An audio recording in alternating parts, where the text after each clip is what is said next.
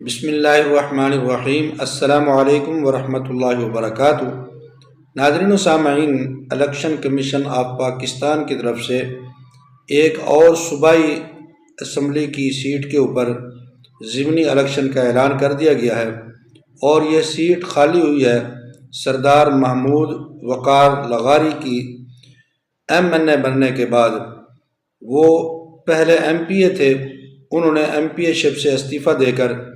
M N اے کا election لڑا اور اب وہ ایم این اے کا الیکشن جیت چکے ہیں۔ الیکشن کمیشن نے ان کی جیت کا نوٹیفکیشن جاری کر دیا ہے، تو ان کی خالی سیٹ جو تھی پی پی 299،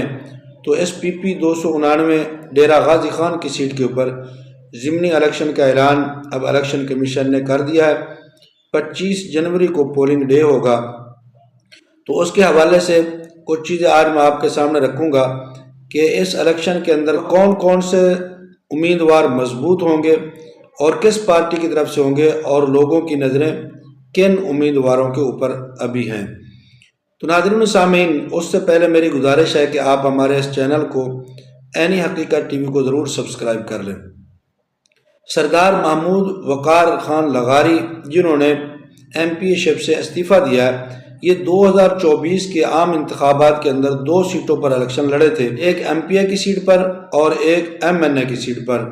انہوں نے ایم پی اے کی سیٹ کو چھوڑنا تھا اور ایم این اے کی سیٹ کو رکھنا تھا، جو ان کا چند لوگوں کے ساتھ معاہدہ ہوا تھا، جن میں حافظ عبدالکریم صاحب بھی تھے کہ اگر وہ ایم این اے جیت جاتے ہیں تو ایم پی اے چھوڑ دیں گے، تو پھر اس کے بعد وہاں ان کے بیٹے اسامہ عبدالکریم صاحب جو ہیں وہ اس سیٹ کے اوپر الیکشن لڑیں گے۔ تو پھر یہ ایم این اے خود ہار گئے، تو انہوں نے ایم پی اے شپ رکھ لی اور ایم این اے تو ویسے ہی ہار چکے تھے۔ تو اب جب دوبارہ الیکشن ہوئے ضمنی انتخابات اسی ڈیرہ غازی خان کی ایک سیٹ کے اوپر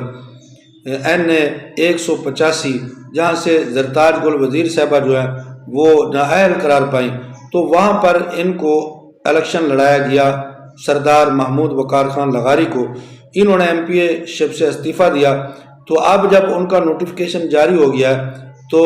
یہ گروپ پورا کا پورا حافظ عبدالکریم صاحب کی رہائش گاہ پر پہنچا اور وہاں جا کر انہوں نے اعلان کیا کہ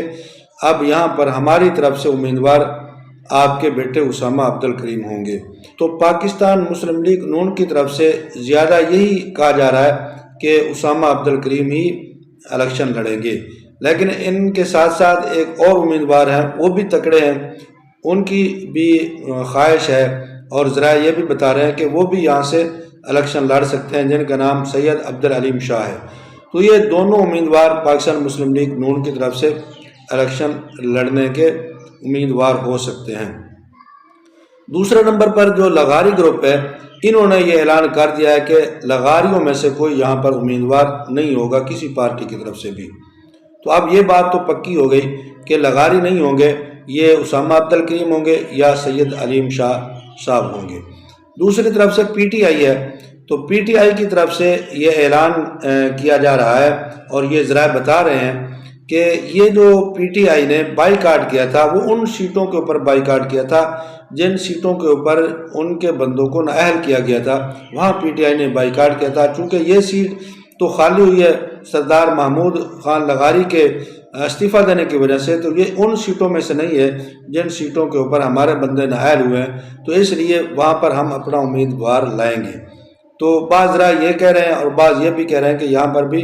پی ٹی آئی بائی کاٹ کرے گی۔ اگر یہاں سے وہ الیکشن لڑتے ہیں تو پھر ان کے امیدوار جو ہوں گے وہ سردار احمد علی خان دریشک ہوں گے